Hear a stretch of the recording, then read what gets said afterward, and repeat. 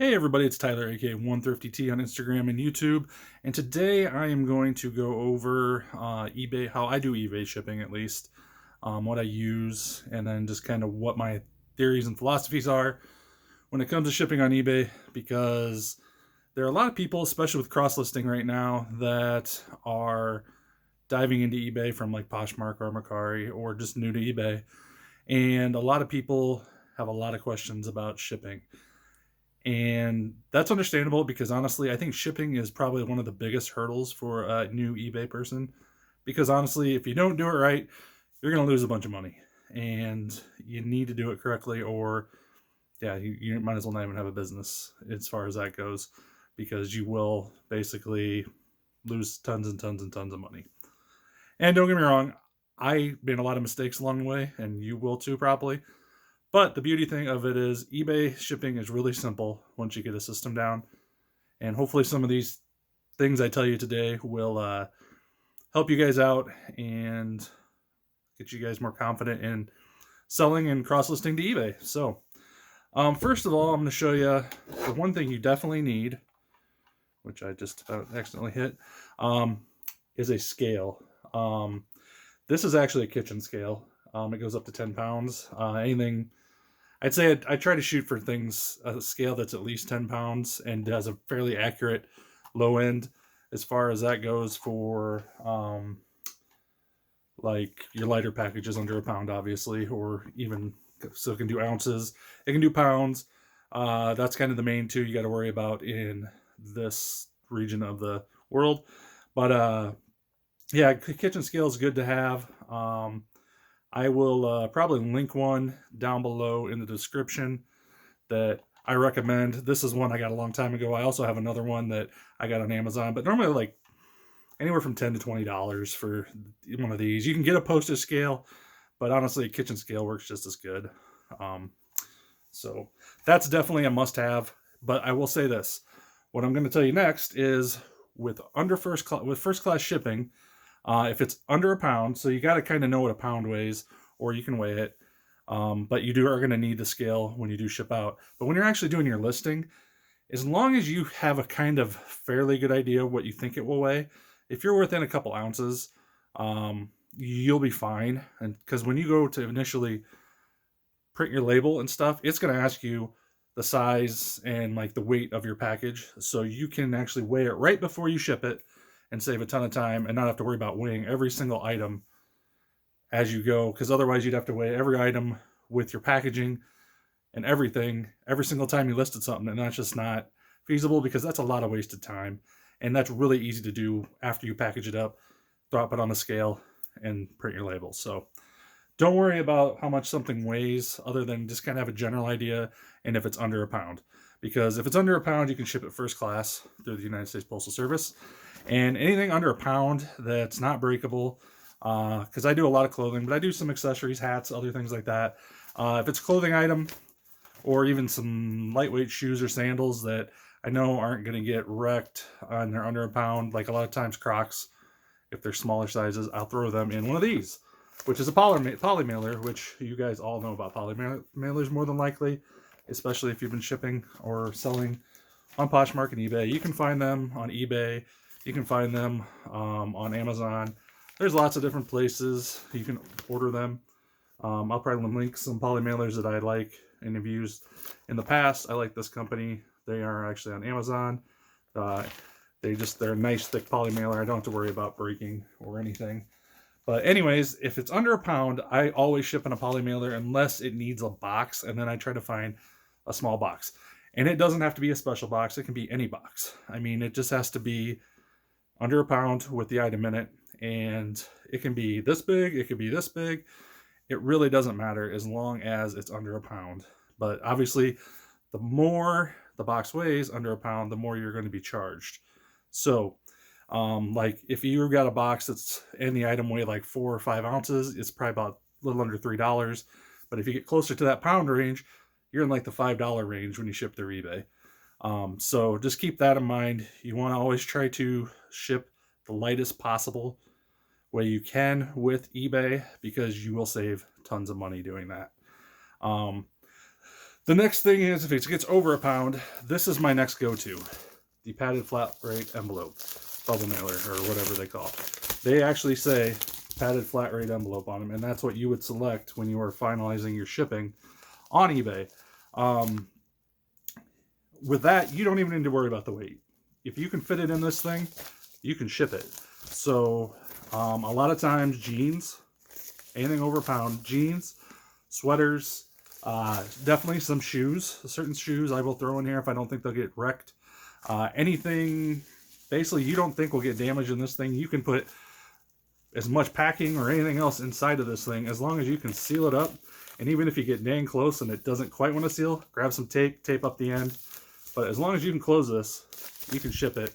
And this is, right now it's about $8. I think it's going to go up here, or it has one up here pretty quick, because obviously every year we like to raise our rates on the United States Postal Service. But this little thing here is a lifesaver. You can order a box of, I get a box of 100 of them, which is a whole case, off USPS.com.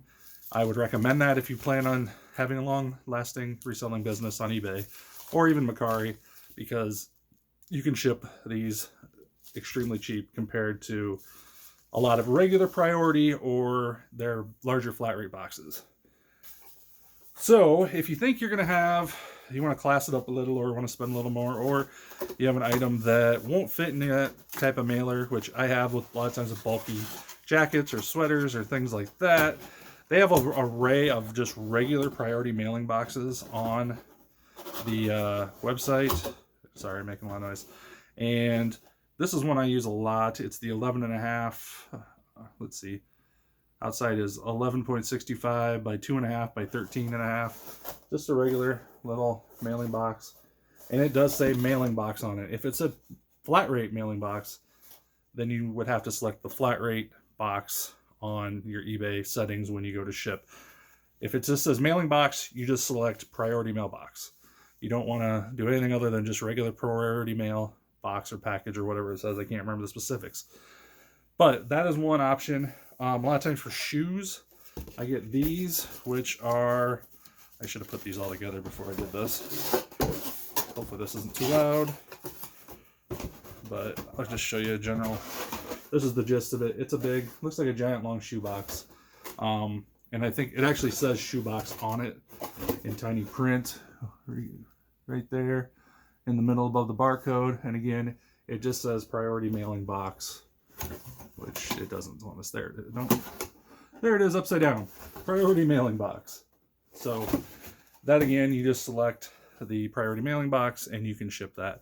With regular priority mailing boxes, and priority in general on eBay, it is a pound range. So if it's over a pound, but it's under 2 pounds, you would select 1 to 2 pounds, or you'd select 2 to 4 pounds, or not 2 to 4, 2 to 3, 3 to 4.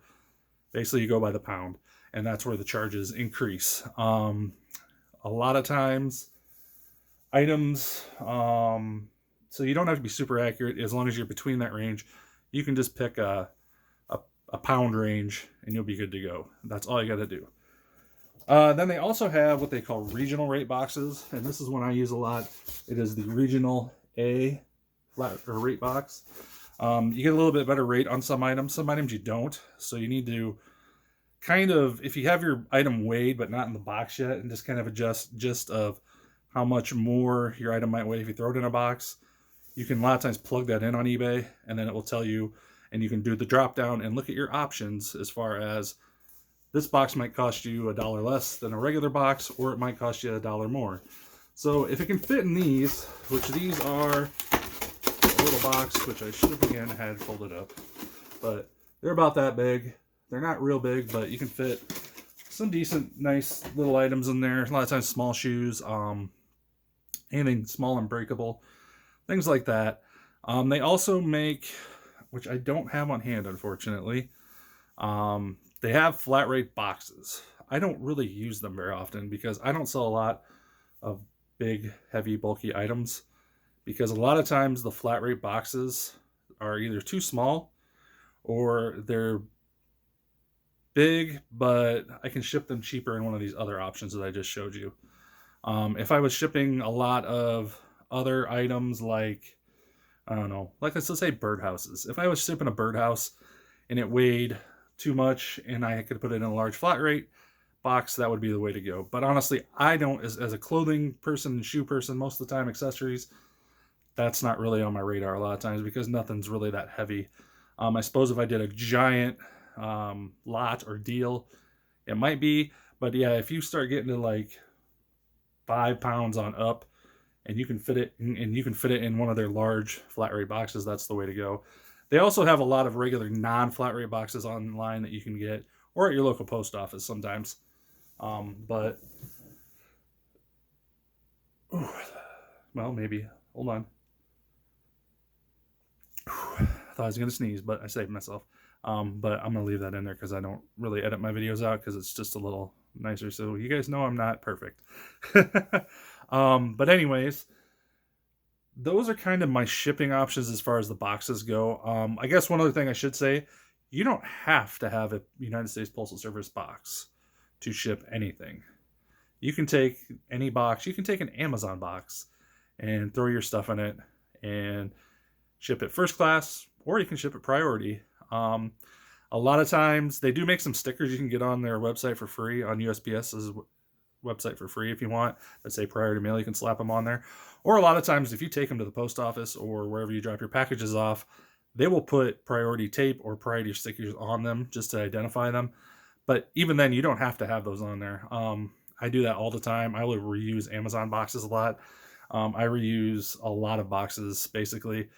If I think it's something that I need a box for and I want to ship it in first class especially, I always keep my smaller boxes for nice first class items like ties. I put like ties in these little itty bitty boxes I find from time to time, and they are a lifesaver because I know my tie won't get crushed, and I also know that I can still ship it out really cheap. So you do not need to have an official United States Postal Service box. I'm just trying to think if there's anything else. I don't have, I was going to show you guys specifically how to ship an item, but I don't have that capability right at the moment because my laptop's kind of being wonky, but I got to try to work on that after this video. But all in all, if you have any more questions or comments, please leave them below. I'll try to answer them as I can. Otherwise, I know a lot of you talk to me on Instagram, which is 1thriftyt. That's linked below too. And I'm more than willing to answer questions. Hopefully this will answer a lot of your guys' questions for eBay shipping. And it's really not that hard. It's really easy. Just remember, under a pound, over a pound. Under a pound, you got to weigh it by the ounce, and then you can put it in right before you ship. If it's over a pound, it doesn't really matter as long as you know your pound range, or if it can fit in one of those padded flats, you don't care what it weighs. As long as it fits in there, you're good to go. So basically, those are the three big things to remember: under a pound, over a pound, and if it can go in a padded flat, or any kind of flat rate where you're going to save some money. But definitely don't use the big flat rate boxes if you can fit it in something else, because more than likely you can save a ton of money in any of the other boxes or that envelope I showed you. But under a pound, you're definitely going to want poly mailers if you are shipping clothing, because they are the cheapest way to ship. But anyways, that is about all I got today. I hope you guys learn something from this video, have some knowledge from this video. And like I said, if you need any help, I'm more than willing to help when I can. I mean, I get a lot of questions, so I'll get to you as I can. And basically, yeah, that's the video for today. If you like this video, please give it a thumbs up. I'm really trying to grow this channel. And I would love it if you guys subscribed, and you can click that little bell too, so you know when I have new videos out, because I'm definitely going to try to up my game on the YouTube channel right now in the near future. But anyways, thanks for following me. Don't forget 1thriftyt on Instagram, and hope you guys have a wonderful day and stay thrifty, my friends.